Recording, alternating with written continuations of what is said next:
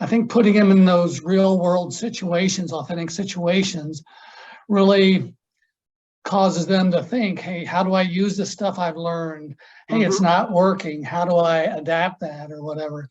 So again, that's part of sales as well. I mean, I know I have, like Nicola mentioned, I was in the sales world 20 plus years before I came to academia. So even though they think I'm a dinosaur sometimes, I say the principles don't change. I mean, how they're applied, that could adapt, but, and so cool. Getting them into those actual settings and trying things and even failing, and then coming back and seeing why it didn't work and how it might be improved. Well, I think we're getting ready to be pulled back in. My timer over here is expired, but welcome back, everybody. Welcome back. We'd love to hear from somebody in each room. You know, what was something really interesting that you heard, or maybe a big challenge you have when it comes to trying to train them how to qualify leads? So we had room 1, which was April, Barry, Doreen, Linda. Which one of you wants to share a little bit back? I guess I'll start and all the others can supplement. We were all over the board. We had some that don't address it at all.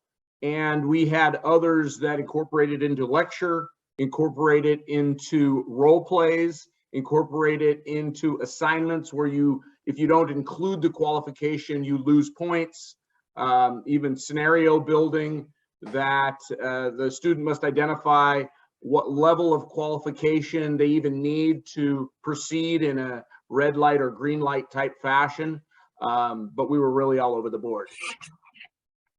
Thank you. Thank you. Yeah, you know, a lot of variability here. It's hard when you have a semester. How can you fit everything in that you want to and get the students to apply it? Thanks, Barry.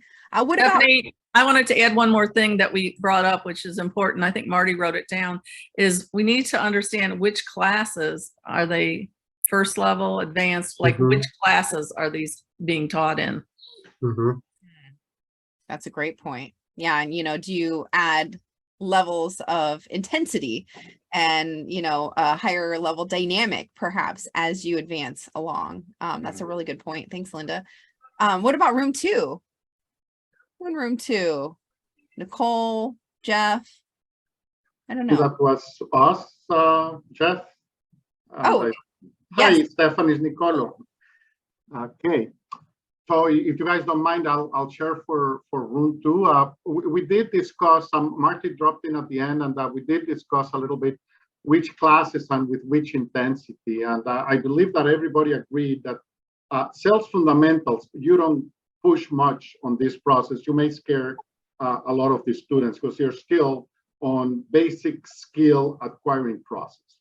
However, in the advanced sales classes, we do push these concepts of qualification. I was giving the example, I do give the students a real world of sales project in the advanced sales class where they do have to go out and sell. They have to sell themselves, like to find a job, and they have to sell sponsorships to the Global Sales Program. I am with FIU, Florida International here in Miami.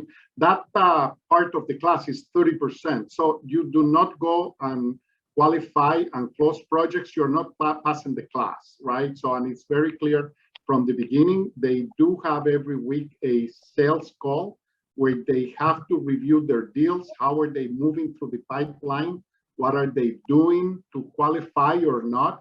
And it's a sales manager, sales professional meeting where we are discussing the qualifying process, right? And how are they doing? They are not getting response from the customers. Why not? Do they know anybody else in that company? Do they know somebody that knows somebody? I mean, whatever happens in the real world, that's what they're getting in the sales, in the advanced sales class for qualifying and closing. Excellent. Thank you, Nicolo. If I missed anything, Jeff, or I don't remember all the other names in the team, but please feel free to jump in. No, I think you covered it pretty good. Great. That authentic. Thank you. Right. Yeah, I love that in the advanced group, you're actually, you know, getting in there and qualifying and getting them that training. Fantastic. What about group 3, room 3? We had Brian, Chuck, Concha, Hi, Karen in that group. I volunteer Bryant. You had a lot of good ideas, Brian. Plus you got a headset on. Well, okay. We heard a variety of ideas. Again, it's similar to room 1. It was all over the board. Similar to room 2, we had one person whose students qualify companies as they're going out and considering, trying to get a job, and how do I qualify this potential company where I'd want to work versus that company. We have some lecture material personally in my classes, and I think one other person said they have different examples that they use with students that work well. And we've heard about a case study and one guest speaker thing. So a variety of different techniques that are possible. And and we heard about the buckets, the ABC buckets. Did I miss anything, anybody? I think that's kind of a snapshot. That's wonderful. So there actually is an assignment where the students are trying to look at which job they want to take after college, and they're going through and doing that. Is that what I'm understanding? Concha, wasn't that yours? Didn't you? Was that your example? Yeah, that's mine. So so they have to come up with qualifying criteria and what their ideal job, right? Their ideal prospect. And then they have to come up with a list of potential or prospective companies that they would work for. And they have to go through the qualifying criteria and figure out which would be the top pick. And they also use their assessment. As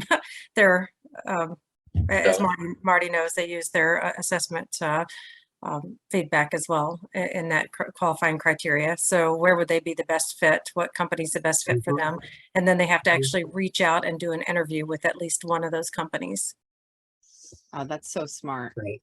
Thank you. I love these sessions. We all learn so much. Wonderful. Thank you. Now, room 4. Who do we have in room 4 that wants to share? We had Anita, Barb, David, Lee, Nicole. I was already voluntold, so it'll be me. Go, Barb. All right. So kind of, I think right along the lines of everyone else, we were sort of all over the board in terms of a lot of discussion, definitely discussing it, definitely going through acronyms and different things like that to go through the process. Not as probably big on the activities and the assignments, although Anita does have an assignment that she uses along with spin selling, where they then do a role play to do the qualification with a partner. So I really like that as well. Also, Lee mentioned using the sales enablement HubSpot certification, because that kind of goes through that qualifying process as well, and things like that. So I think we're kind of right in line with what everyone else has been saying.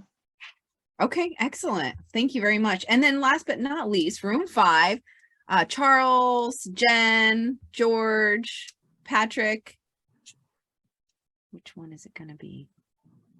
Okay, I'll jump in. I think along the lines of everybody else, I think we can add, though, we started the conversation with, I mean, more of a market research lens, like really understanding who we are first as sales representatives. I'm thinking of an assignment I run where the students choose a company to sell for, and it's a B2B sales course, and they have to understand who they're selling for and understand their unique selling proposition, and really know themselves first, and then look outwards to the leads, where we started to have discussions around, well, how do we know what a good lead is and what a bad lead would be, and the only way we can know is by asking questions, which led us to the conversation around spin, using the spin framework, and I know there's another one, adapt,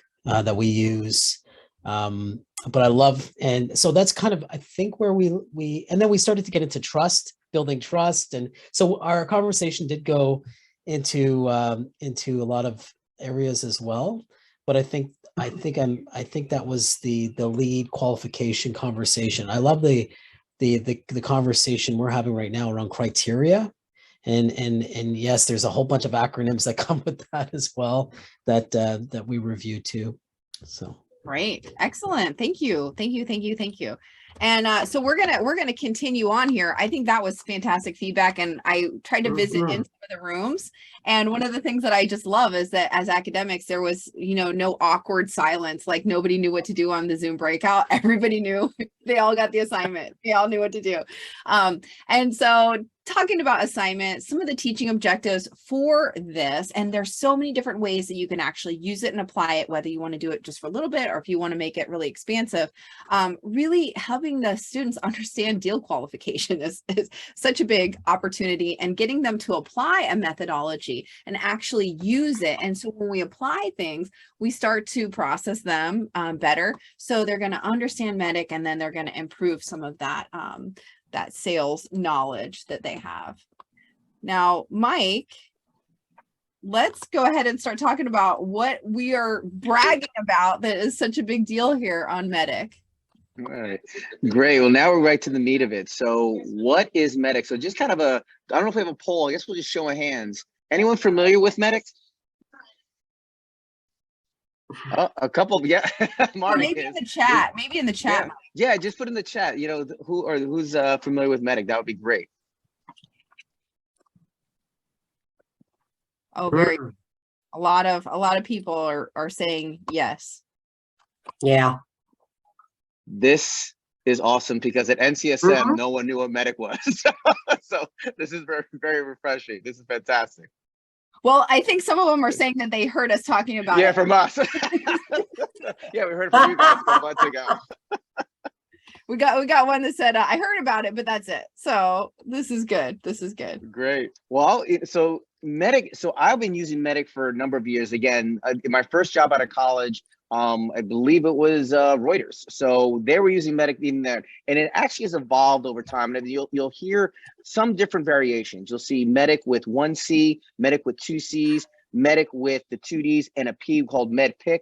And so this is kind of this is the form that I've been using when I was at Salesforce and IBM. And the acronym stands for metrics, economic buyer, decision criteria, decision process, identify pain, champion, competition. And what this does is that it enables sales to qualify the opportunities efficiently, but also determine what additional resources are needed.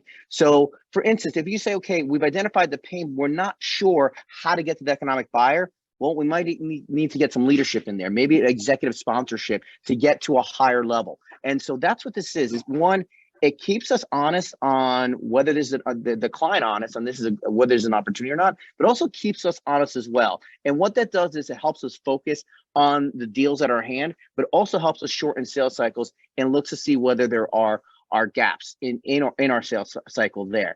And so, and you'll also see another variation, the champion. So you'll see champion replaced with coach.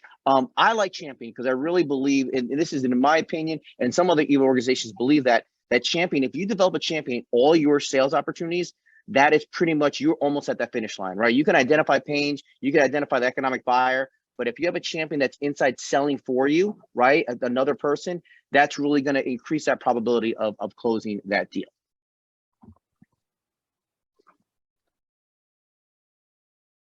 All right, so why MEDDICC? One, it is the most recognized and applied sales qualification method out there. In fact, I'm seeing job opportunities where they're saying, okay, they're describing the job and the responsibilities, but also asking that the candidate be proficient in MEDDICC. And I've actually had a couple alumni reach out to me and say, Professor, are you familiar with MEDDICC? Because I'm applying for a job and they're asking about this. And I did realize, I'm like, wow, I never really covered this in the class. And it's really important. And again, as I exited my academia in my last 3 corporate jobs, they all did this in MEDDICC. And someone asked the question is, where does this fall in line in the curriculum, right? Definitely not a fundamentals of sales class. This is more of kind of an upper level professional sales class, 1. And 2, it can also complement a CRM class. What's happening is that this methodology is being embedded into CRM technology to make sure that you're actually checking all those boxes to make sure that deal is qualified. Also, it better prepares students for the sales profession, right? So again, I know a lot of you have done a phenomenal job. We all do with the discovery process, the role play, the ability to handle objections. This is just going to complement that and get them more prepared for the sales world. Application to gain resources support the sale. One of the things that I found is that, a lot of times is, okay, I need some more help. It's, you know, it takes a village to get a deal done. And sometimes you're just stuck, like the example, like economic buyer. And so if you have all these criteria checked in and also and filled out, then you might get more support from, say, engineering, product development, customer service, or management. And also helps the sales programs develop partnerships. So we're actually going to show you not only how we teach this in the classroom to develop our students, but how we can develop resources on our own to help enhance our sales program as well. All right, so here's the overview of MEDDICC. Here's then we're going to provide all these resources, by the way, at the end of the session. Metrics. This is a quantification of the potential gain, right? This is really important. So it's basically, how does my product, my service, my solution impact your company, right? And again, when I'm in a sales, when I'm driving a sale, you know, I always ask the question: if you were to invest in this product, what does success look like, right? Is it increasing revenue? Is it saving you money? Is it creating efficiency? That's kind of the metrics. It's basically a KPI. Economic buyer is pretty much someone who has that budget, someone who is going to be signing that check. Decision process. Basically, this is the process defined by the company to reach the purchase decision. So what that means is, okay, what is the process? You know, what are the next steps in that sales process? And we'll talk about some examples of that. The decision criteria. This is basically the factors to say, what are you looking for in your product or service, right? Are you looking for a certain size company? Are you looking for certain functionality? What are some of the criteria that's going to lead to that purchase decision?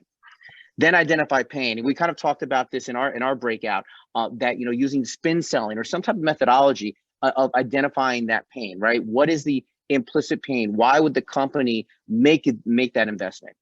Then, of course, the champion, basically a powerful and influential person at the company who are favorable to your solution. And remember, the champion could be just like your coach, could be both internal and external to the organization. And then competition. And competition just was one of the last factors that were added to this acronym. So the competition is basically who you're up against, right? What are some other systems? What is the solution? Or what are the other alternatives that your client has as well?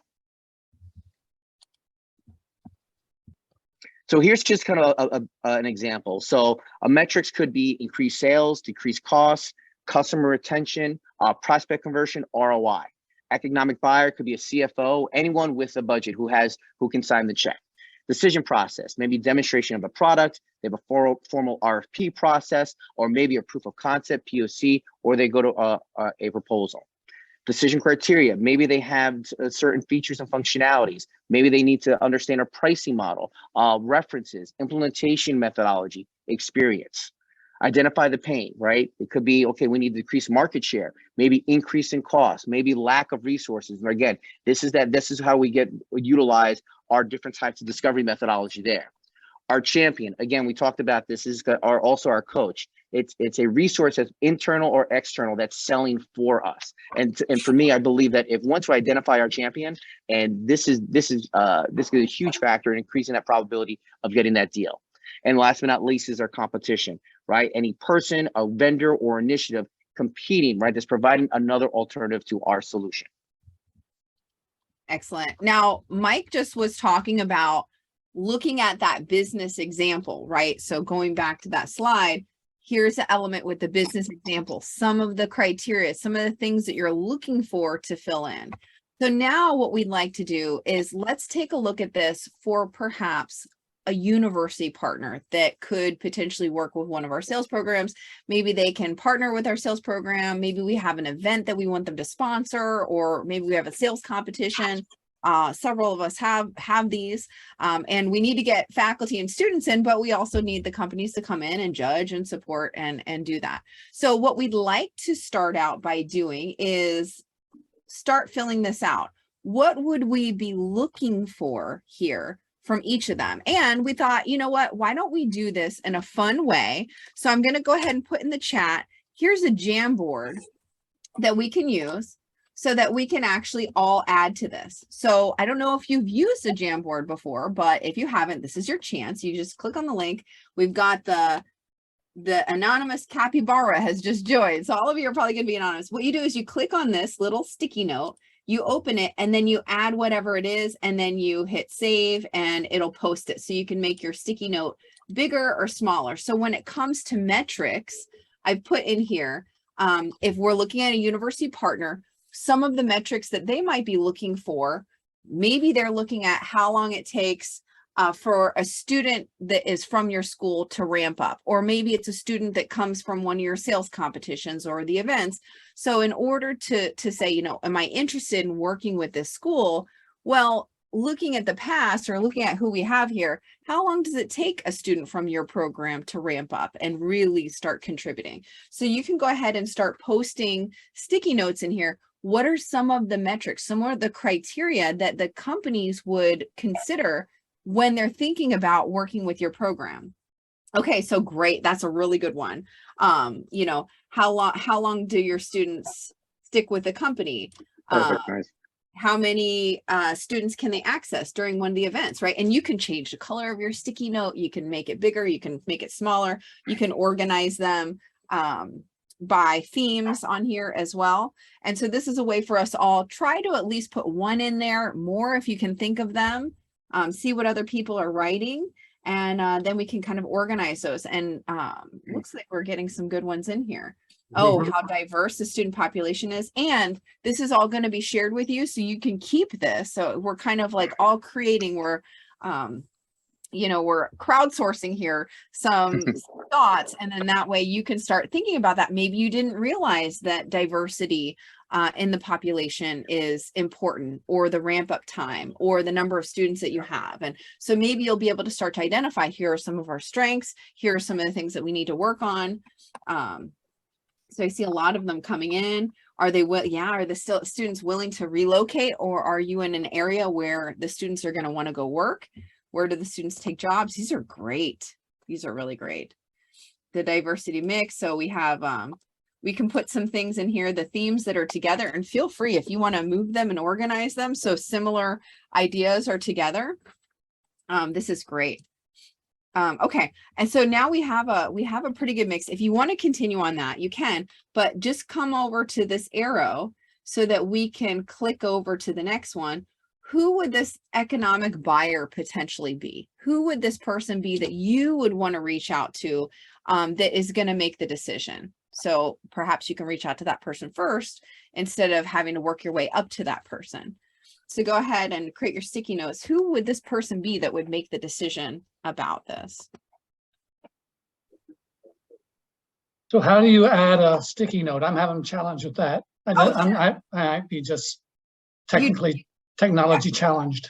So you click on the link in the chat, and then that way, when you open the link, it'll take you here, and then you just click on the sticky note right here like that, and then you'll add a sticky note. So I can add one here.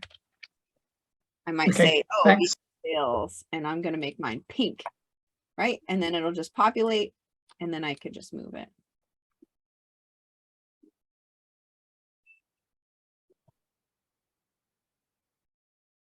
To different people. Could be HR, talent acquisition, could be a recruiter, SDR manager, director of sales, HR.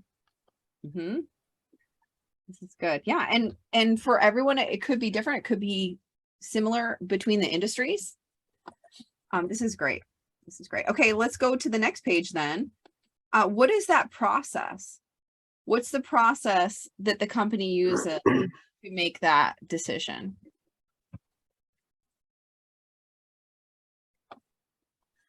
Stephanie, can I ask a question? Please. Just regards to this exercise, the context again, are we representing, are you asking on behalf of the university or the private partners? So the economic buyer for one of the private companies, or exactly? Yes. That's right. Yes. Okay. Thanks. Yeah. This is all focused on the company itself. Right. Thank you.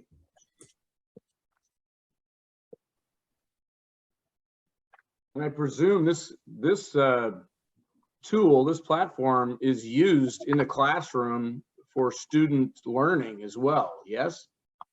Are you talking about the Jamboard? Or are you talking about? Yeah. Yes. Yeah. You can if you're remote.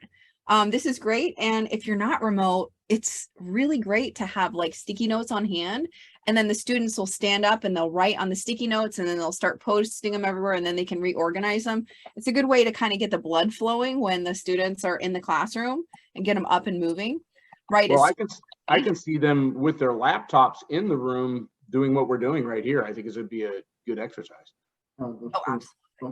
Stefanie, Michael, so that I understand, this would be a potential sponsor to a sales program asking, what do I gain by joining? Is that correct? Exactly. That is, yeah, that is exactly right. So for instance, so when I, so right now I'm starting a sales program at Campbell, right? They're not going to sign over a $10,000 check. It's just not going to happen, right? I wish they would, right? So what they're going to do is, hey, can I speak to a class? So that's when I talk to the dean, right? Because I have to explain to my dean what the process is. So the process could be, well, I want to talk to a class first to see how, are they really interested in sales, right? And then that process might lead to maybe do a role play with them, right? And then attend a career. So my process when I was at Elon was go to a class, then do a role play with a student, then come to a career fair, then and that was basically my process, right? Once I did those 3 steps, most of the time I said, you know what, we want to partner up, right? That was the decision-making process for them. It's like, hey, we want to make sure we want to kick the tires a little bit. I hate to say that our students are cars, but they are a product, right? They want to know that this is a fit for them. And so that might be part of that process, that let me talk to a classroom, let me talk to a couple students, let me go to your sales, maybe go attend one of your sales club meetings, that sort of thing, maybe do a role play with a student. Mm-hmm. This is great. This is really good. Now let's look at some of the criteria. What would they be looking for? What are the criteria that they're looking for to make a decision on that?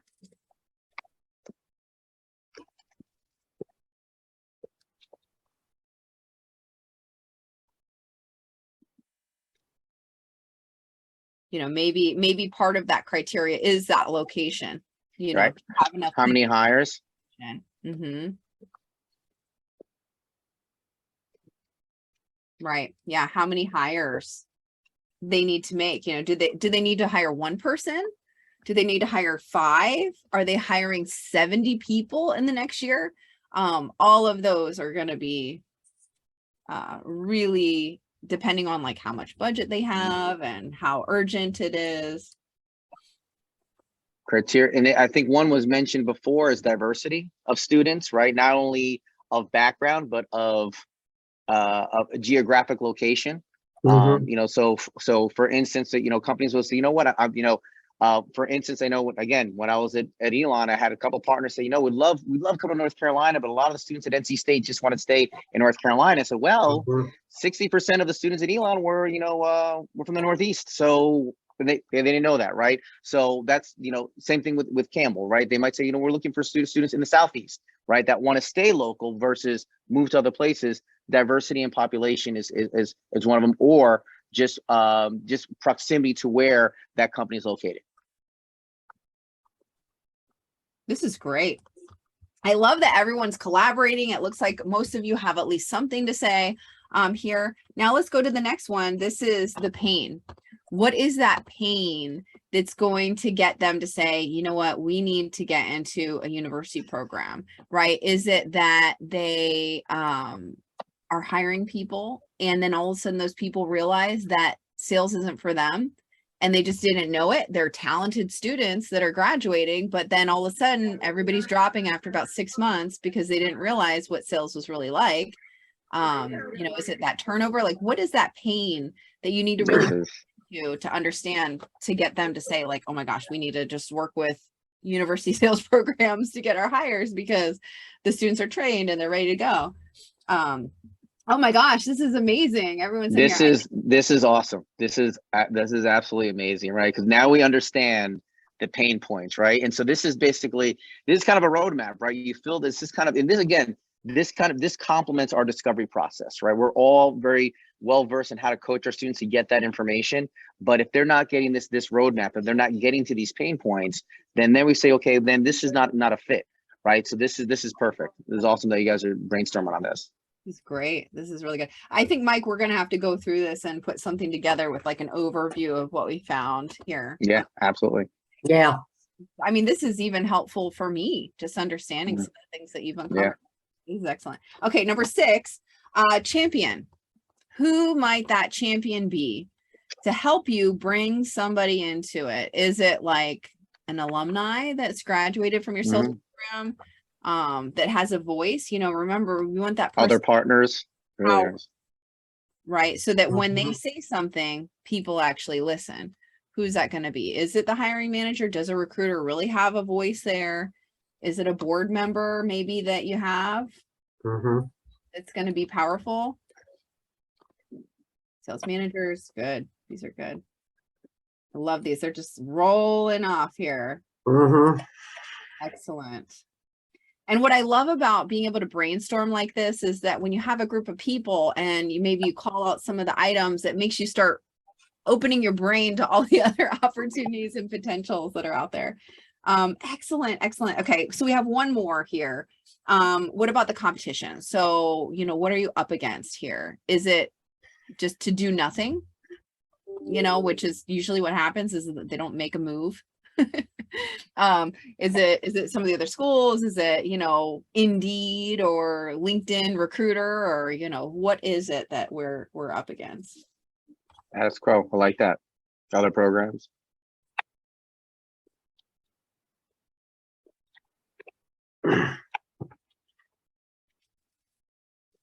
I know whenever I try to get companies to come into like NISC or Rainmakers, I always say, you know, you should be in all of these programs because you get so much by being in so many places.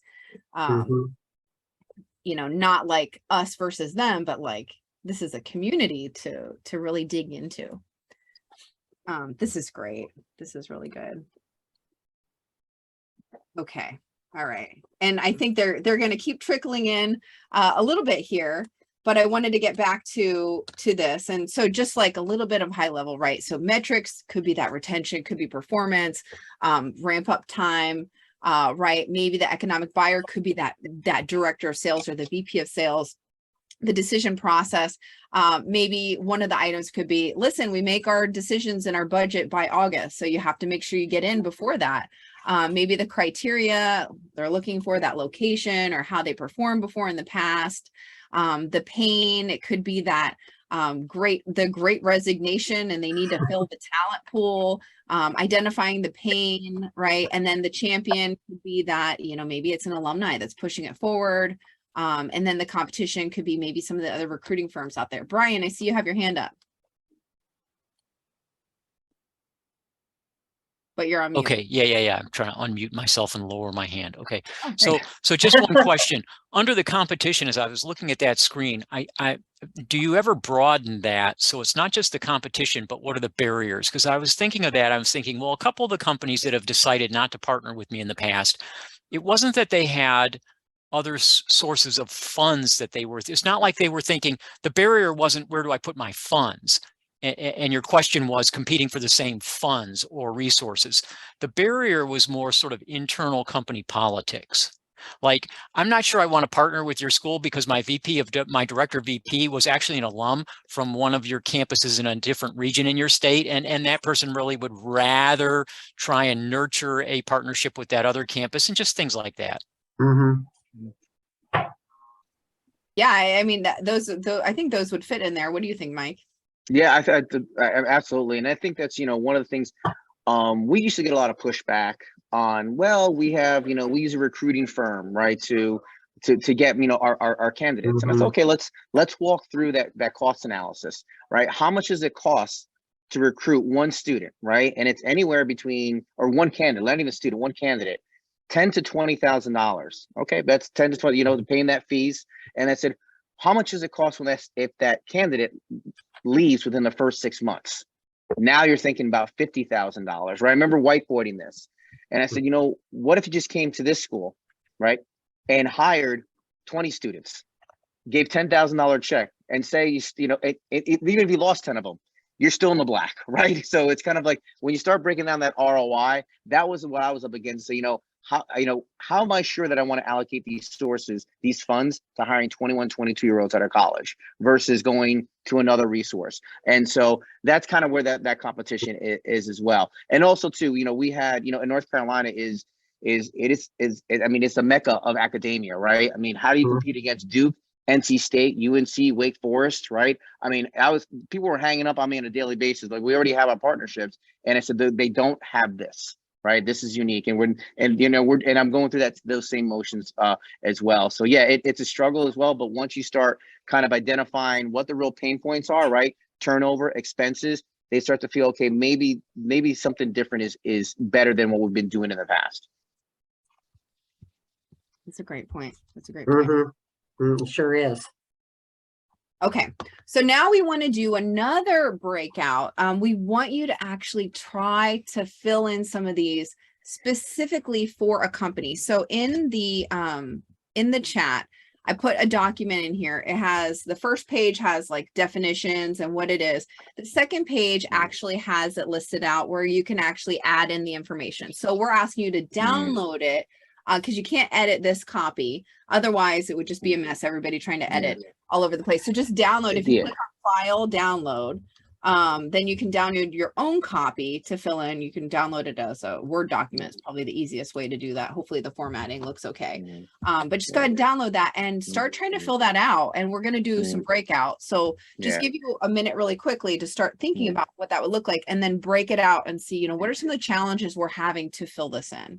Yeah. And let me add to that, Stefanie, is that you don't have to be perfect on every single, sometimes you can't fill in every blank here.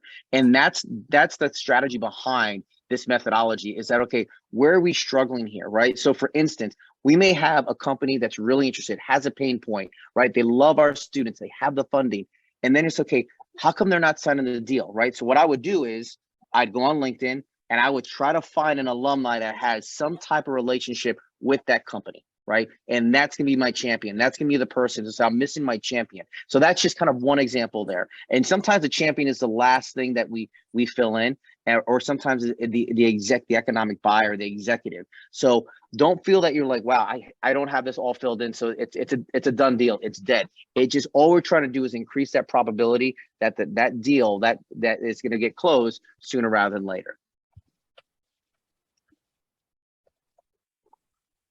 Okay, so we're going to do breakout rooms again, and go ahead and try to start kind of filling these out as you trickle into your breakout rooms, and then you can kind of help each other. Oh, I'm stuck with this. What does this look like? And, you can even think about like ranking them, right? So just like Mike was talking about, maybe it's an area that needs improvement. Maybe you're not a total 0 on the process, but you don't have 100% of the process. So maybe you understand 25% of what the decision process is, but you need more information. So you can start to fill it in, and then you kind of rank it, or you can score it out of 100, out of 10, out of 5, whatever makes sense for you, to see, where are you when it comes to one of these. All right. So breakout rooms, we're going to start to share and talk about what that would look like.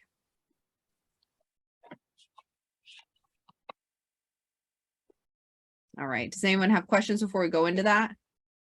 I see that you're hard at work filling these in.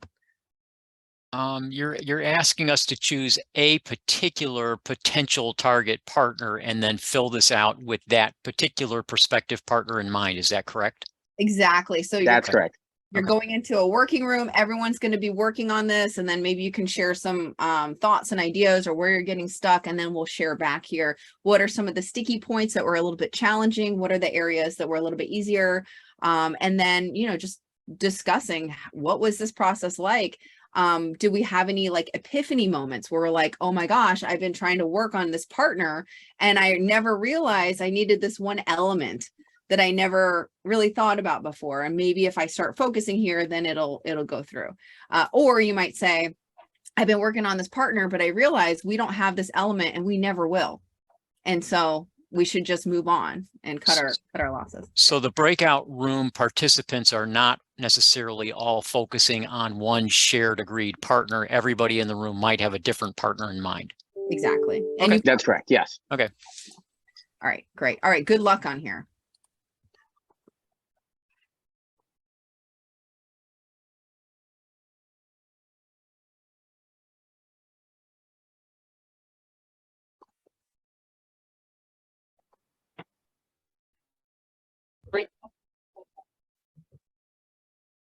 Hi. Hi. Hey, everyone. I think this is a great exercise. I have a company that we're trying to get solidified to provide internships for us. Mm-hmm. And so I think this whole process of thinking about how to improve the approach and to communicate the value is beneficial. Mm-hmm. We don't really have a formal internship program, so this would be our first one. So we do, I mean, students are required to complete an internship, but they're required to get it on their own. But we have to do it, okay? And can I take your order, please? Is not considered a sales internship. The internship has to meet sort of a floor level of criteria. But, you know, I've got companies all over the place that have internships. Are you saying you're not using that model? You want to funnel all of your sales students into a specific company? Not all, but we have a company that we would like to regularly have opportunities for students. So if the student can find an internship on their own that meets the criteria, we would be supportive of that still, because that's what we currently do. Okay. But we would like to have a partner that actually engages with our students on a regular basis throughout the year, not just summer internships or something like that. So that's what we do. Jeff Hoyle again, I'm with Central Michigan University. We have a required internship, much like Anita mentioned. And part of the process is students got to find that internship. But we do have companies that come in and participate with PSE and other organizations throughout the year. And then students have to, much like the sales process, they have to, like Concha was saying, you know, you have to kind of target those, see if your skills match with them, and then seek them out. So that's part of the process. But I understand it'd be good to have a partner that would be that's consistent. We have some of those as well, but there's a diversity of opportunities, I think.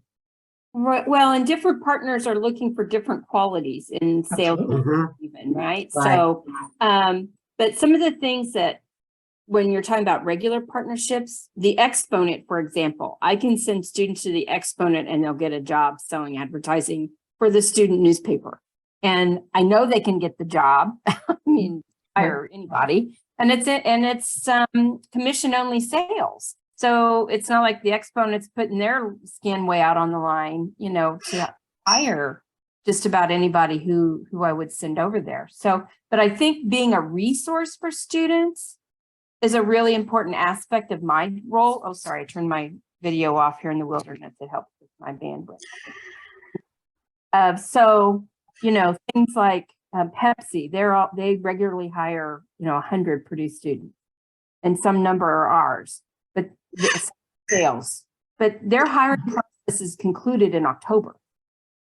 So, you know, you got to be way early in there if you want to assure yourself a good opportunity there. But I also like to have partners who offer internships around the country, because I'm not sure about your program, but our program, we got students from everywhere. You know, so they want to spend the summer back home in Arizona or back home in California or something, and having partners that have internships available around the country is really important. That's a good point. Yeah, because I've got students, half of them about in Michigan. I'm in Michigan. The other probably 20 or so % in continental US, and the rest are international. I got 6 students international. Yeah, and our international students have unique challenges when it comes to finding internships, particularly paid internships. Yeah. So, you know, that's a whole different sticky wicket. Yeah. Typically, we got student athletes that are recruited in from other countries, and they have connections. So for employment back home, if you will. Yeah. So there are some issues in getting. Well, and I let my Chinese students, for example, they can do their internships in China. Yeah, I've had that as well. Interesting. As long as they're meeting the requirements and filling out the paperwork, and I'm getting the assessed from But I have to have an interpreter sometimes. I don't read Chinese or they have Russian. to send it to me in It English. has to be in Yeah, English. good for you for taking it. Yeah. You guys keep up Have the trouble with good English discussion. sometimes. I'm jumping to Okay. another room. Okay. Hi, everybody. I'm just curious. Marty. Hey, Hey, Marty. hey, this is going great. I was just listening to let's see, it was Lee Allison, Jeff Oil, Anita Dale, Patrick Charlton, I think is, and they were talking about internships in particular, trying to find companies that how do you pitch the opportunity for students to get an internship. And so that's the only room that I popped into this time because I needed a little break to cough and get some water. Allergies, you know. This is going really well. It really is. Yeah, I love that they're so engaged. And I mean, I feel like that the data that they put together for the Jamboard, it's really rich. I mean, Oh yeah. there's some serious insights to be able to share there. Absolutely. Yeah. I've already had quite a few people ping me and say, you're recording this, right? We're going to get all these slides, right? Yes, yes, yes. Yes, exactly. And that's great. You know, that at the end of the day, success for us is that people are implementing it, they're using it. We're not, and that's success for them. We're just selling them on the idea of training the students to be really prepared. So. Right. Okay.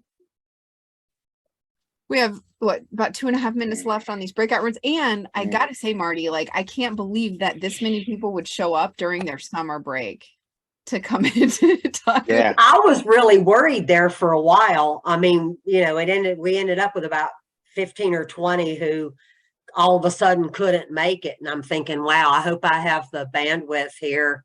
I've got super duper high speed Comcast, Xfinity. But what happened this morning, I was thinking, oh my gosh, I hope it's all going smooth. You know, when you're organizing something, you know, unlike you guys, I'm not responsible for presenting it. I'm just responsible for making sure that everything works. So I was getting a little freaked out earlier, but yeah, I think it's great. Like I said, I was trying to find a time that would work we got a couple of folks up in British Columbia and Canada. And so we obviously found a good date and a good time. And thank you guys again. Sure. And I mean, we have over 20 people that are in that MEDDICC handout to fill it in. So that's terrific. Yeah, we love to see that they're actually, you know, using it. People are not, it doesn't look like people are just like listening to this while they're doing their laundry. Well, there could be a few of those too, but yeah, a couple of people had to pop off, but you know, if you get the gist of something and you know it's going to be recorded later, I think that probably prompted a few folks to say, I can't really change my schedule knowing that, but it's different than being able to participate like you guys have done such a great job of the board and the, you know, breakout. I'm going to use breakout rooms a lot more, but it's so funny because typically I just do in a large group, I just do a quarterly board meeting. And so nobody's breaking out because we're all talking together. But I've got a lot of new ideas now. So the problem with that is that people just tune out because they know there's so many people. And so then that's when they start checking their email and doing everything else instead of participating. You notice that when people came back from the breakout room, most of their cameras were on. Yeah. Whereas left for the breakout room, they were not. Forced participation. Sorry. No, Steph, are you going to go through breakouts for each room as well? Yeah, I think we'll have a little bit of time for that quickly. Okay. Yeah, I want to ask the question: what are the areas that they struggled with? Yeah. Do you want to why don't you run? Yeah. Why don't you run this like overview of what happened in the discussion room? Okay. Cool. Yeah. Fantastic. All right. Perfect. So I'll just stop the share then. Okay. And that way they'll come back and discuss all of this. Here they come. Okay. All right. Oh, so let's all right. Do we have everyone back? We do. All right, fantastic. So let's I know we were a little bit short on time and want to make sure everyone kind of gets input. So let's start backwards. Let's start with group 5, right? What did you fill out? What did you guys discuss? And how did how did you find the exercise? And was there an area that you struggled with as far as filling that out? And group 5 is Linda, Karen, Doreen, and David.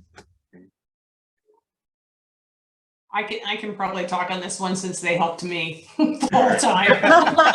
All right, Karen. It was a great exercise, and I had a situation that I dealt with yesterday, and so here were my comments. And it's embarrassing to say in the large group, but I don't think I really understand what their decision criteria is. Mm-hmm. Right. Like, I'm kind of mad that they're not like buying into what I think it should be. So I was like, I'm not totally sure here. And my competition is a weird competition. It's potentially alumni that work in this organization that have promised to refer all of their friends that are currently in the sales program. Right. Oh. So I'm like, nip that one. Oh my gosh, I'm competing against myself here. So that was disheartening. Thanks, Mike and Stephanie. So that was good. However, at the very end, we were talking about different ideas, and David was great in saying that he had the same perspective I did. For the amount of money that I'm asking for, it's like, okay, come on, everybody. You just hired 2 students. We should just get on with this. But he said maybe there's a place where you could add a little additional value to the existing sales force, which my background is sales training. So, I like that, right? Like thinking a little bit creatively. I also have a champion that sits on our board that works for this organization. So long story short, this was helpful. Helpful. I liked it, and I loved, my team gave me a couple really good ideas. So thank you. No, it's fantastic. And that's another one we struggle with, right? Is decision criteria. And sometimes we're like, why don't we go back and ask them, what's your criteria for, when working at IBM was always us versus Accenture. And it's just like, I go, how are you judging us versus the other SI partners or systems integrator partners? And like, that's a great question. And it kind of puts a little bit of feet to the fire. It's like, what are we being judged on here? So, and I think it's fair to ask, right? And again, some of you mentioned challenger sale. This is kind of the challenger sale methodology, right? And if they refuse to answer it, then they really don't have defined criteria, right? And that means they're just kicking tires and they just want to visit your school just because there was maybe a cool restaurant and bar next door. I have no idea, but sometimes that happens quite a bit, right? All right, thank you so much. So one thing though is that towards the end there, we were saying, well, if you can help them in with their own sales force, then the sponsorship goes from 6,000 to a lot bigger number. Right. So anyway. There's lots of opportunity, just figuring out how to wend your way through them. Great point. That's a great point. Great. All right, group 4. Thanks. Thank you. Just a refresher, group 4 is Anita, Jeff, Lee, and Patrick.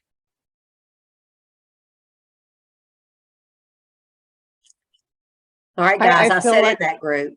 Go ahead. Yeah, I feel like my team was consumed with my own problems. So we have a situation where we have a partner that we're trying to establish a formal relationship with to provide at least some specified number of internships each year, because right now it's very ad hoc. The students just have to go out and find it on their own.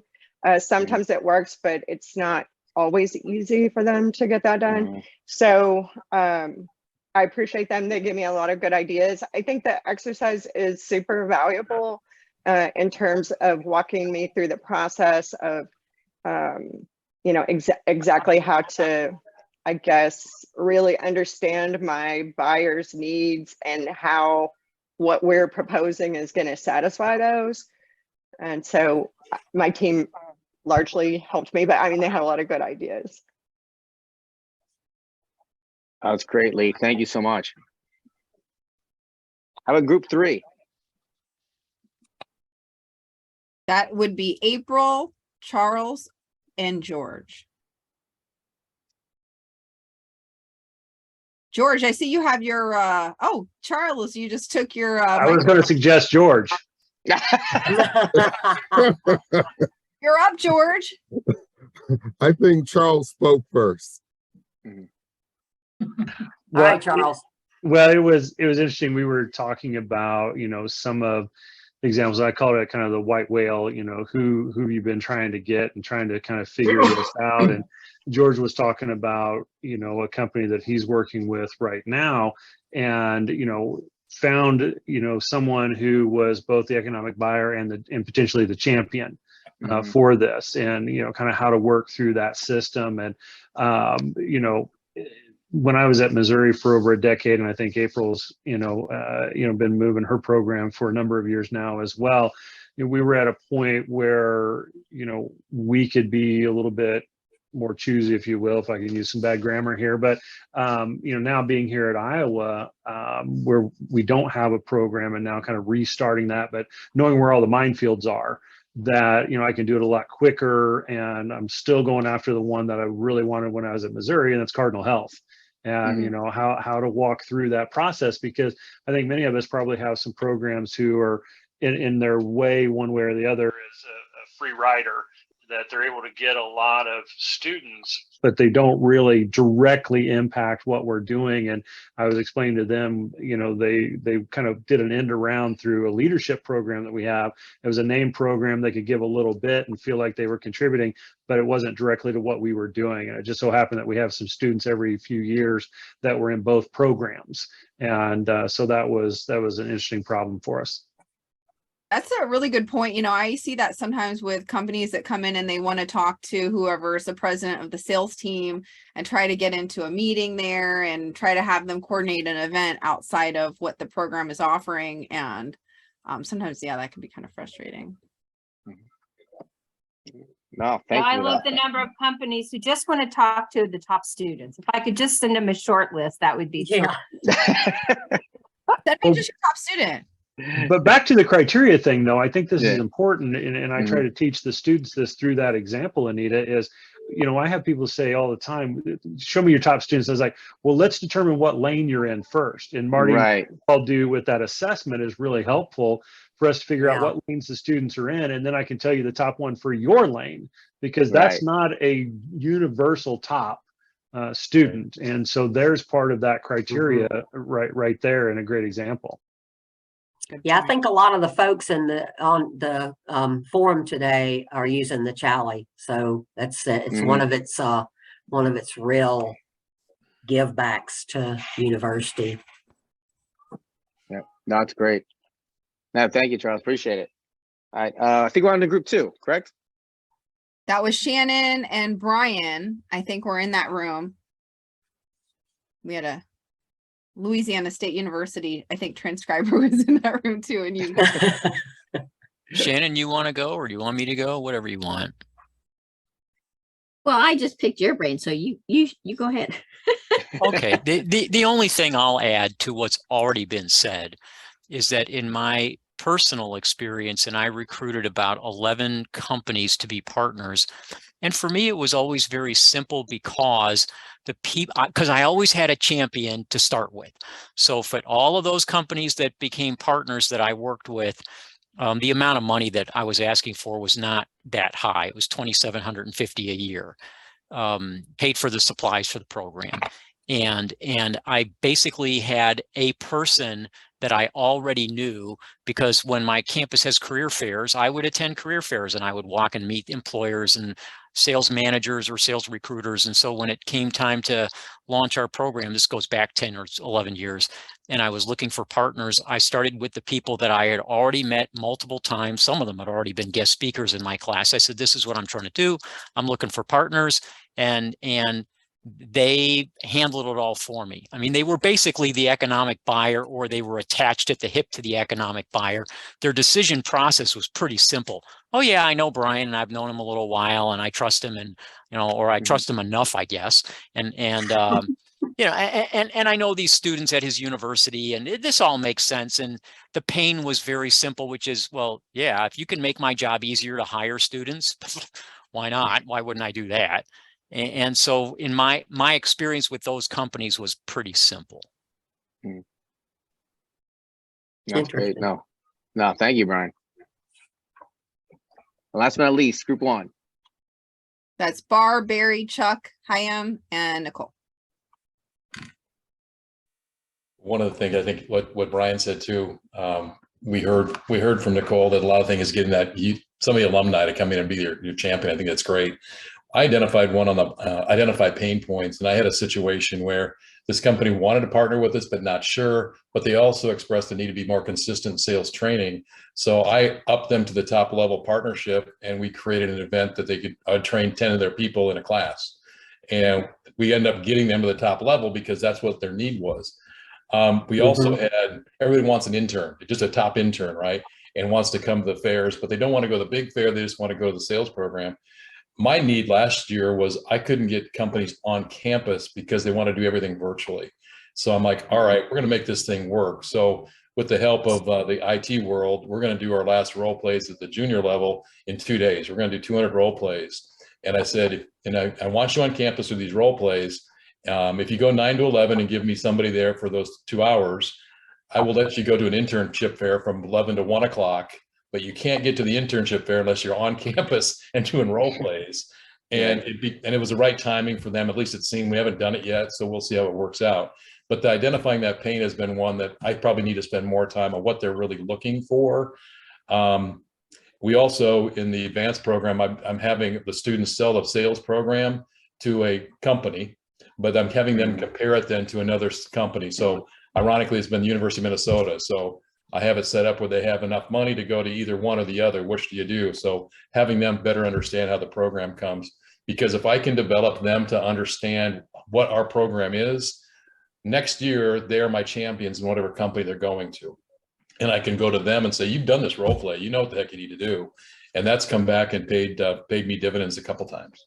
That's great. That's great. Thank you, Chuck. No, that's fantastic. Well, this has been great. I really appreciate, Stefanie, I appreciate all the information you guys have been sharing. Hopefully this is not an exercise that, we as professors educators have to go through, right? This is, now that we've gone through it, right? Congratulations, you're all now experts on MEDDICC, right? And there's some factors that are easier than others to fill out, right? And there's some sales cycles where you can close it with, you don't have to fill this thing out, but it's an exercise to go through, especially if we're teaching our students B2B complex sales. So now we're going to share is how do we implement this? And there's 2 ideas, one from a short-term perspective and one from a longer-term perspective. Sure. Thanks, Mike. And great job, everyone, on your breakout rooms. So you can actually implement this, like Mike said, short-term, you could do it long-term. You would start out and you'd overview what are those internal resources that you're trying to grab. What does this look like? What is MEDDICC? Right, in the overview, this would be in a shorter training. And then you can also apply it to a case. You can have students, maybe they're practicing a role play, maybe have them fill out that sheet ahead of time before they practice a role play. And maybe the goal in the role play is to start to uncover these and see how much they're able to uncover in that actual call if they're applying it to a role play. Now, those are simple things that you could do to cover this in a class period or a week. Or if you want to extend it to make it longer, then you can apply it to a university partner, a potential partner, or have students work on teams and present this at the end of the semester.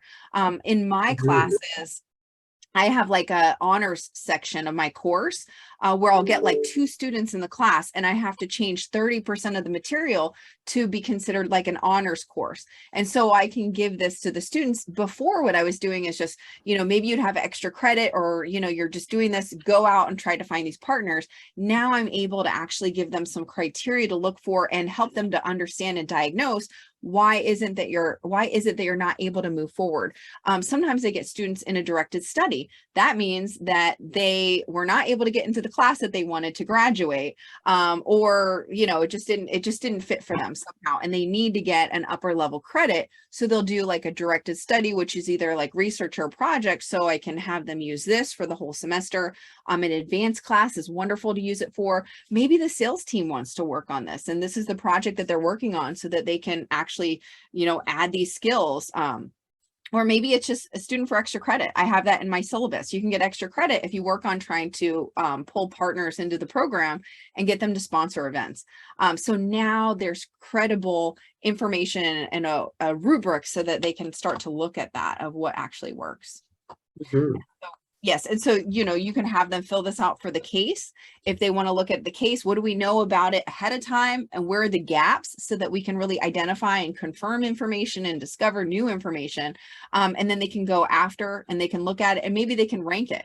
Say, okay, we have 25% of what we need. We have 95% of what we need. So to kind of look at it that way, they can even color code it. I know Mike is like really big into color coding different levels of opportunities. So you could just look at it. And if you see all green, you're really good to go. Versus if you see a bunch of red, maybe you're not quite in the clear yet on that. And then also this university partner, right? If you want to have this, you can just have the students fill this in, or you can use the same sheet where it had the definitions in there, if that makes it easier for the students. All right, and just going to the last couple slides here, the benefits of teaching this innovation. One, we've talked about the qualification of deals, but what this also does is it keeps the salesperson honest, right? Improves the accuracy of sales forecast and pipeline management. One of the things that I didn't mention, as I mentioned in another group, is also identify its risk. So again, when, another question that's been very popular asked in my forecast is there any risk to this deal? Meaning that, is there potentially may not close, right? You have it in call, you have it closed at 95%. Is there a chance? And yes, there is risk, right? Right now, the decision criteria is not clear. Or our champion is, yeah, they're friendly, but not exactly a champion. Or we haven't really identified our competition. So it's not just about qualifying deals, but it's also about identifying any risk in our opportunities. That way, our sales managers are not caught off guard. Increases revenue through sales efficiencies due to better qualification, right? Again, we've talked about, salespeople, just they're boundary spanners, right? They've got so much on their plate, and sometimes they just chase after every opportunity. This keeps us honest and focused and say, okay, which of the deals in our pipeline are important, and ones are ones that I can push off. Reduces the cost and time due to early disqualification, right? Someone had said that, there wasn't really defined criteria.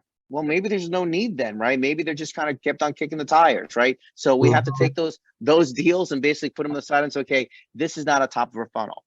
Also creates a common language with our sales and our ecosystem. So again, I always say it takes a village, right? Especially in complex sales. So when we talk about who's our competition, who's our metrics, what's the economic buyer, we all have kind of a common language, what we can agree on. And the number one thing that I really like is that this is something that our students can put on their resume, proficient in MEDDICC sales methodology. I did have one student that was interviewed, and the recruiter said, I cannot believe a 21-year-old is going over MEDDICC in college. I didn't learn this till I was in my 30s, right? So this is something that they learn. Again, it's going to take a while to become proficient in, but again, it becomes another skill set that they pick up that you already are giving them, like spin selling and challenger sale as well. Mm-hmm. Excellent. And so we've actually created some additional resources, some podcasts, some training, different materials there. So you'll be able to access all of this to help you implement this. And it's so dynamic. You can implement it in so many different ways. And I think we're opening it up to discussion and question and even other topics. Is that right, Marty? Yes. I extended out the time for another half an hour before we started today, because I just had a feeling if everybody got a chance to talk, we'd all have a lot to say. So yeah, we've got time, questions. I think maybe if you want to raise your hand, perhaps that might, if you just want to talk about something, what you learned today, what you'd like to talk about the next time we do a forum, those sorts of things. Questions for Stefanie and Mike. They've given us so much of their time. So we thank them for that, for sure. So here we go, guys. Let's hear what you got to say. Anyone? Brian raised his hand. And there you go. Brian. Okay, so appreciate the forum. I think this is a good idea. I like the sharing of ideas, and this way that you've managed it has been worth my time. So thank you very much. The only suggestion I have is, and this is a tech issue, so I don't know if you can do it, but when you have the time allocation for the breakout groups, it would be great if there was some countdown clock, because in the first breakout group, we were in the middle of a conversation and it flashes, 15 seconds left before your group dissolves into the stratosphere. So I don't know if that's a functionality that's available, or just tell everybody, yeah, you might set a timer or something, but the sharing of ideas is good. I like it. Thank you. Perfect. Thank you, Brian. We can easily send something. You can easily send something, Marty, where you just say like 1 minute left or 2 minute warning, where you just send it out to the whole group. So that's a good piece. Yeah. I actually had a countdown up in the top corner though, but I didn't realize it was there till it was like 15 seconds. Whoop. All right. Charles has a hand up. Oh, great. So we talked about this a little bit, and I don't know if we took a formal count, but you know, as we're looking at where to place something like this, I think a lot of us, you know, had the lower level, entry level classes, maybe larger, you know, class sizes. Where's everybody now on advanced sales classes, and what are you doing in that space? I think many of you know my former colleague at Mizzou, Naladri Sham. We put together an advanced sales class, had some AI, machine learning, and all of that.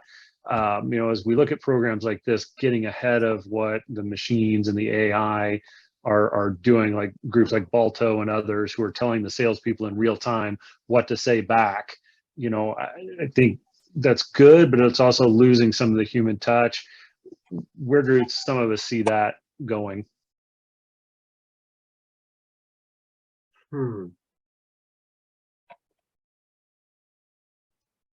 Well, I'll jump on that, because that's actually, you know, I'm actually putting together a sales analytics class, right? And so the big thing is, you know, that, you know, there's this big transition, right, where digital complemented sales, and now they're thinking it's reversed, right? That digital is now complemented by the human person. And you know, again, I've worked at Oracle, I worked at Salesforce, I worked at IBM, I worked for a small company called Sprinkler, another one called CloudGenix, and none of them are using AI, right? It all comes back to the human behavior, right? That human connection. AI can tell us, right, what the right lead qualification, what, you know, what's the right presentation, what the functionality. What I've actually kind of looked at is, you know, utilizing Einstein into Tableau in our CRM class. But again, if the data that the salesperson, that human being is providing is good, right? That's the AI is just not gonna, it's not gonna work. What I have seen is that a lot of the AI is working from a B2C component, but and again, it all depends on what type of, where your program is focused on. That B2B complex sale, right? AI is still complementing the human touch, right? That's not gonna go anywhere. I don't care what articles, what you know, what articles are out there, what Forbes are saying, what Business Horizon is saying. The humans aren't, AI is not, the machine is not going to take over the world, right? Humans are still needed for that complex, and AI is just going to help us just become just a little bit more efficient and complement what we're doing already and make us more competitive. So that's what I kind of teach in our classes, that, you know, I always say technology, and this is something that I wrote in my dissertation, right? Technology does not define the sales process, it complements it. And that's always going to be the way. Now, it changed during COVID, but now as we go back to that human touch and going face to face and going to conferences and doing event planning, I you know, the AI is still a piece of it, but it's still a small element of that B2B complex sale. And I introduced that into my higher level sales class, but mostly in my sales analytics course as well. Well, I would complement that or add to what Michael just said. I just was talking with a graduate who's in the 3D printing space in the sales area, and he was talking about he's just moved and he's traveling more, and we were talking about how COVID had us all in this virtual space, and now everybody's saying, hey, come back, let's meet. So I think there's that complement, figure out what the right mix is. What some companies are still a little, and people are a little cautious of making that transition, so you have to be understanding of that. But I think that mixture, back to Charles' question, what am I teaching? I have a sales stack assignment, and that changes all the time. So how do you use that? And I don't want to get so mechanical that we lose the personal touch. So I don't know what the right mix is. I change it and kind of adapt to what the latest and greatest is and go from that. So I don't know if that helps. Yeah, I always joke that I graduated high school in 1990 using a typewriter for my senior paper, and then I started my sales career in 1997 on Windows 97. And, you know, in that short gap, you know, from 18 to 25, the world changed. But I grew up analog, but I was young enough to grab on to digital. But if the computers go down, I can keep going. And I think that's our spot, is us being able to teach them how to do math without the calculator. Because if you want to have fun, go into a Walmart when the power goes out and watch them try to make change. Yeah. So true. Great point. And I have to say, you know, like as far as my students, I'm using Rainmakers and AI is helping the students to do a lot of role plays. So now I'm not spending my whole weekend evaluating role plays. Instead, I'm looking at the total data and then I'm adjusting my teaching that way, or I'm looking at it, or I'm, you know, the bot is on my behalf evaluating and doing role plays with the students. But at the end of the day, I still have my students doing live competitions with real people. I haven't just completely erased that as well, but I found that it's helped them and it's helped me have a little bit better quality of life on the weekends, at least with my family. And that's very important. Mm-hmm. Oh yeah. Is anybody struggling at all? I know with our sales program, we at some point had like 70 students that wanted to be on the sales team, and everybody wanted to travel, and they were fighting over who got to travel where. And over the pandemic, a lot of my students just are not interested in even attending sales team meetings or being on the sales team or getting involved at all. And so I don't know if anybody found any, you know, magic pill to help students get re-engage yet. But I'd love to hear what people are doing. I'll chime in. We're starting to go back in person now on campus, and we're still in this kind of transition phase at our college where the majority of my courses are still online. Like we're operating remote using Zoom, but I'm on campus for one class. What I found was helpful, to your point, Stefanie, is just taking on a hybrid approach where I'll just open up my laptop in class, have the Zoom link still, and allow students to chime in on Zoom or show up, and just to try to be as flexible as I can, and as well works both ways, because if I go down, at least my students are trained to regularly either show up or go on Zoom, so I can send them a note. Okay, this class is just going to be on Zoom this week, and I think that's perhaps going to be our new reality. Where we're gonna where, you know, like we all know companies are deciding one way or the other, or a bit of both. And I think that's relevant to what's happening in the economy. So I kind of envision this other option now, where, you know, where perhaps we had to show up in person at certain events in a sales context. Now I think there's going to be this digital aspect where we're always going to have to keep in mind and maybe leverage. So I found that's been my easy quick fix, and and I mean, it's not the highest quality experience for the Zoom attendees, and I tell them that right away. I say, listen, can you hear me? Yep, they all can hear me. I may move out of camera once in a while and deal with the humans in the class, right? And right, but they have the slides, they have all that stuff. So I think that's going to be the way I'm going to be moving forward with a lot of my my on-campus activities, is always having kind of that hybrid approach. Yeah, I think personally, you know, I'm unique because I don't have students, but I've talked to a lot of folks who say they think every conference should be hybrid. I know that the Sales Educators Academy last month over at Aston, they experienced so many people who could not travel, weren't allowed to, or, you know, chose not to. So they did a hybrid, and they had probably 80 to 85% of their attendees come in through Zoom, and just a few, the rest were there in person. I think that's going to be the new norm. And I'm actually advocating for that because, you know, for some people, there's not a huge travel budget. So it's an opportunity for me to be involved through SEF, where I would not be able to travel. So speaking company wise, I think there's an advantage to hybrid conferences and competitions and that sort of thing. But personal touch is, as you probably know, so very important to me. So I feel like I can personally touch people through Zoom. It's all kind of in the way you think about it, I believe. Mhm. I think Lee has her hand up there. Yes. So does Karen. Hi. Yeah. Hi, Lee. Thanks, guys. Hey, Lee. Hi. It's great to see you again. I appreciate what Patrick was saying there. We have had some success with that. We're back on campus, but we just had this conversation yesterday that our PSE meetings, we were running that hybrid model too. And we did find it, like you did, Patrick, very useful. But we now feel like it's kind of a crutch, and maybe, you know, we would just like to get more face-to-face engagement.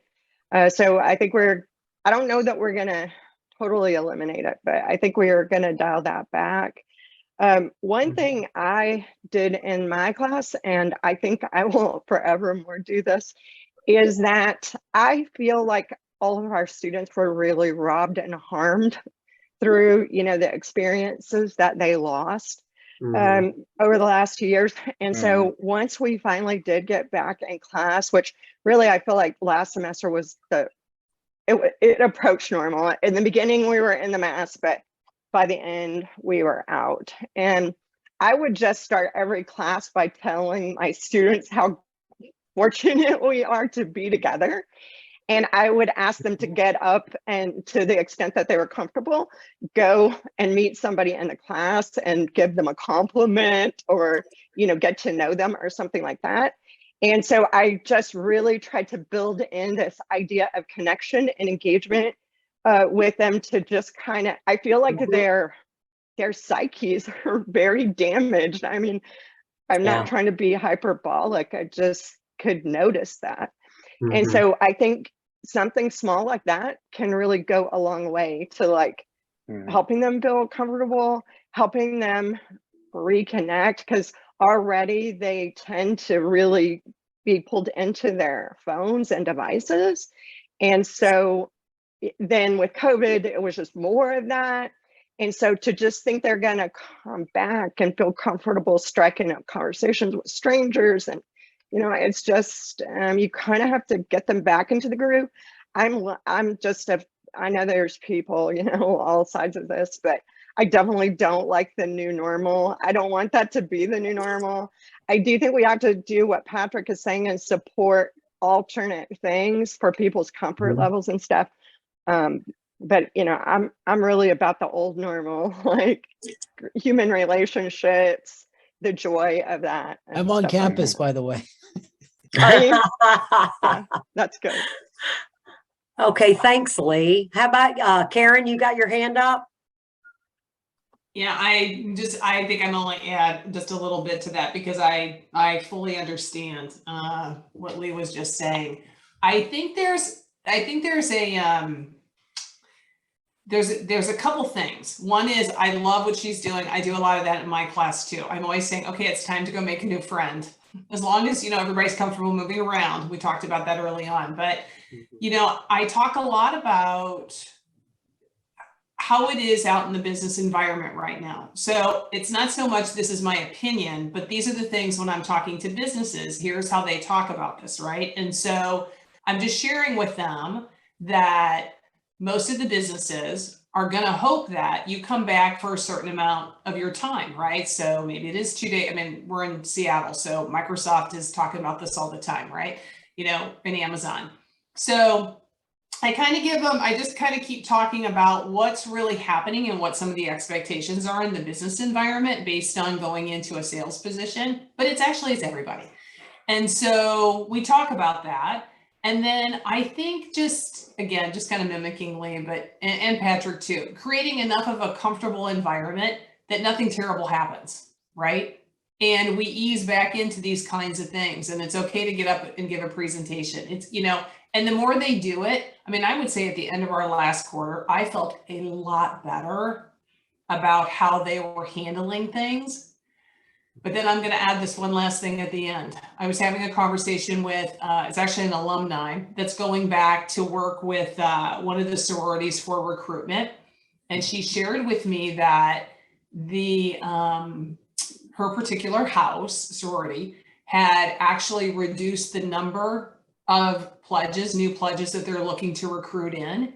And the reason for that is that this is kind of a little too much for everybody. Just the whole being all together and the social, you know, just in having to like be in all these different, you know, little more intense face-to-face situations, that they decided to just kind of scale that back a little bit and, you know, set it up based on what's happening and how people are feeling. So I thought that was very interesting. So That is. that helped. Yeah. That's very. Thanks. Great question though. It's a thing. Barb? Stephanie, I was going to say, you asked, you know, getting people involved with sales teams or competitions or, you know, anything like that. And I was going to say my first line of defense is beg. So that's number one. We've all been there. No, really, come on. This is good for you. But my sadly, I wish it weren't true, but it was. But my second line of defense is literally like the sales techniques. And the funny thing is that they recognize them and then they start laughing and then they, like, you know, so it's the value, right? You know, what are they going to get out of it? What are they going to see? I've gone as far as if they're in classes, you know, maybe it replaces an assignment or something like that, which I kind of laugh about because they do so much more work prepping for a competition than they would have for that particular assignment. But hey, it's a win-win as far as I'm concerned there.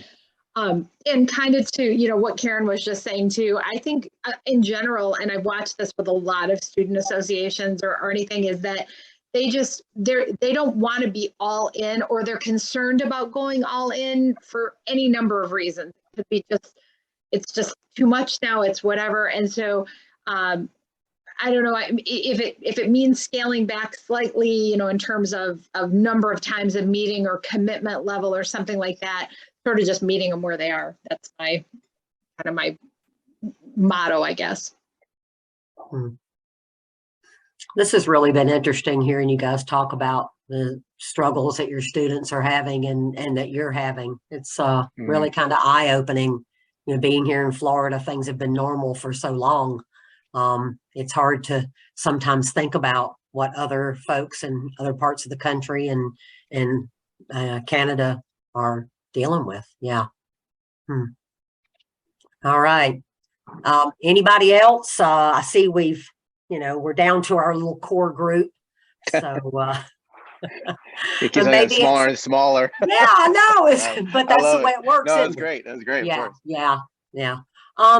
Any last thoughts or comments from anybody about what Stefanie and Mike had to say today? No?